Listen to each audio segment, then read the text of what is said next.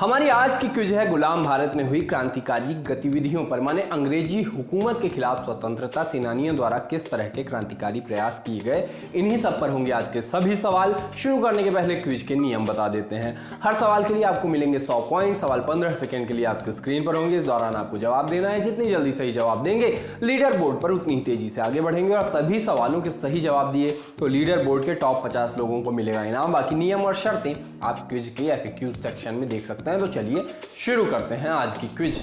पहला सवाल, इनमें से किसने लाठी क्लब की स्थापना की थी? याद करिए कौन हो सकता है। कोई गरम दल का नेता ही रहा होगा। लोग अंग्रेजों के खिलाफ खड़े हों इसके लिए वो अलग अलग कार्यक्रम करते थे।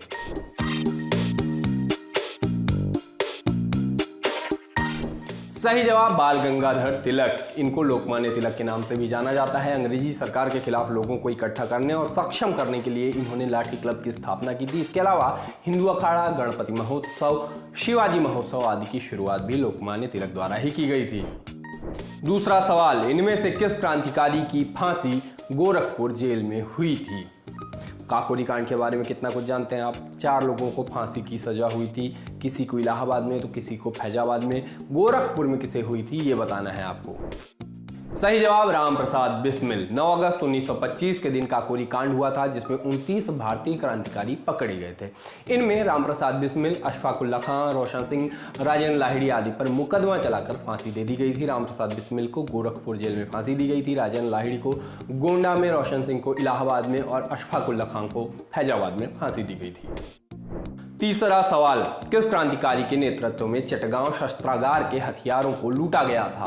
बंदूक आदि लूटने का काम किया गया था लेकिन लूटने के समय बड़ी लड़ाई हो गई थी। सेना और क्रांतिकारियों के बीच कई लोग मारे गए थे। कोई मास्टर था इनका। कौन था वो नेता? सही जवाब सूर्य सेन। ये मास्टरदा नाम से फेमस थे। इन्होंने बंगाल में इंडियन रिपब्लिकन आर्मी की स्थापना की। इसी संगठन के सदस्यों ने चटगांव शस्त्रागार पर आक्रमण करके हथियारों पर कब्जा कर लिया था। इन क्रांतिकारियों और सेना के बीच संघर्ष हुआ जिसमें 80 सैनिक और 12 क्रांतिकारी मारे गए। 16 फरवरी 1933 को सूर्य सेन गिरफ्तार हो गए और उनको फांसी की सजा दी गई थी। चौथा सवाल, लाहौर षड्यंत्र कांड में इनमें से किस क्रांतिकारी को फांसी नहीं हुई थी? 4 लोगों का नाम आया था, 3 लोगों को फांसी की सजा हुई थी, लेकिन याद करिए किसी एक को काला पानी की सजा हुई थी। कौन थे वो याद करिए।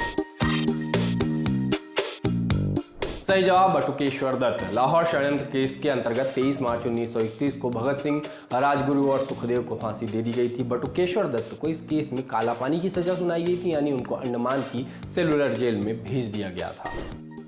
पांचवा सवाल, भगत सिंह का स्मारक कहाँ स्थित है? चर्चित जगह है, भारत पाकिस्तान का बॉर्डर है। यहीं पर बलिदानी भगत सिंह की पिस्तौल भी रखी हुई है। शहीद राजगुरु और सुखदेव का स्मारक भी है। हम बताइए जगह का नाम। सही जवाब फिरोजपुर में। शहीद भगत सिंह का स्मारक फिरोजपुर के हुसैनीवाला में स्थित है। यहाँ पर अमर शहीद राजगुरु और सुखदेव का स्मारक भी है। हर साल 23 मार्च को हजारों लोग इन महान क्रांतिकारियों को श्रद्धांजलि देने के लिए पहुंचते हैं। छठवां सवाल, हिंदुस्तान सोशलिस्ट रिपब्लिकन एसोसिएशन किसके द्वारा गठित की गई थी? कंफ्यूज नहीं होना है, इसी नाम से 2 संगठन बने थे लेकिन पहले वाले में सोशलिस्ट शब्द नहीं था। सैंडर्स की हत्या इसी संगठन के सदस्यों ने की थी। सही जवाब चंद्रशेखर आजाद। सितंबर 1928 में चंद्रशेखर आजाद के नेतृत्व में दिल्ली के फिरोज शाह कोटला मैदान में Hindustan socialist Republican association HSRA जिसको कहते हैं उसकी स्थापना हुई। साइमन कमीशन के विरोध के समय लाला लाजपत राय की लाठियों से हत्या की गई थी।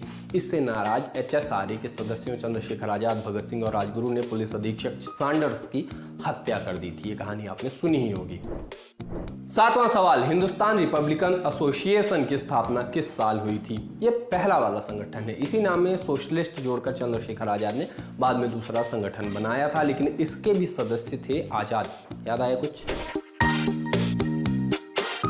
सही जवाब 1924। क्रांतिकारी आंदोलन देश भर में सही से चले इसके लिए साल 1924 में युवा क्रांतिकारियों सचिंद्र सान्याल, राम प्रसाद बिस्मिल, जोगेश चंद्र चटर्जी तथा चंद्रशेखर आजाद ने हिंदुस्तान रिपब्लिकन एसोसिएशन शॉर्ट में HRA संगठन की स्थापना की थी। आठवां सवाल, इनमें से किसे काकोरी षड्यंत्र के मामले में फांसी दी गई थी? काकोरी एक जगह है जहां क्रांतिकारियों ने ट्रेन को लूटा था। 29 लोग गिरफ्तार हुए थे, 4 लोगों को फांसी हुई थी। पिछले किसी सवाल में ये जवाब था, याद करिए। सही जवाब राम प्रसाद बिस्मिल। हिंदुस्तान रिपब्लिकन एसोसिएशन संस्था द्वारा 1925 में उत्तर रेलवे के काकोरी नामक स्थान पर एक ट्रेन को लूटा गया। इस कांड में 29 क्रांतिकारियों को गिरफ्तार किया गया था, हमने बताया आपको। इनमें से राम प्रसाद बिस्मिल, अशफाकुल्ला खान, रोशन लाल तथा राजेंद्र लाहिड़ी को फांसी हुई थी, जबकि चंद्रशेखर आजाद फरार हो गए थे। 9वां सवाल, बाल गंगाधर तिलक को लोकमान्य कब कहा गया?